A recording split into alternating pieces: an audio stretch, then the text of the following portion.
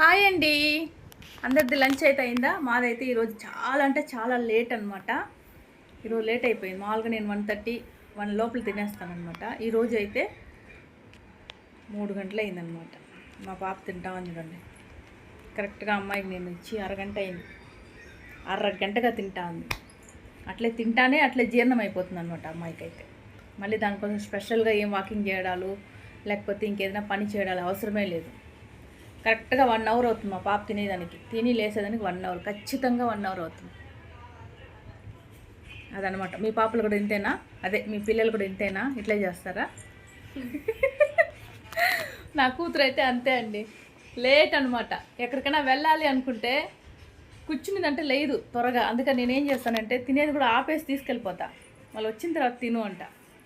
అంతగా తినేదానికంతా అంత ఇదిగా ఆరాట పడదు నా కూతురు. దానివల్ల నాకేం ప్రాబ్లం లేదు. బయటకు ఎక్కడైనా వెళ్ళినా కానీ ఏదైనా తీసి ఇచ్చినా కానీ పాపం ఇష్టంగా అడగదు. అది మమ్మీ ఇది తీసి మమ్మీ ఏం అడగదు, ఇబ్బంది పెట్టదు నా కూతురు. ఆ ఒక విషయంలో నిజంగా గ్రేట్ అనమాట నా కూతురు.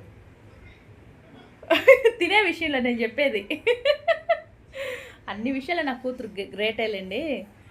చెప్తున్నా, తినే విషయంలో చెప్తున్నా. అది కావాలి ఇది కావాలంతా అడగదు. బంగారు కొండ, బంగారు తల్లి, నా బుజ్జి కొండ.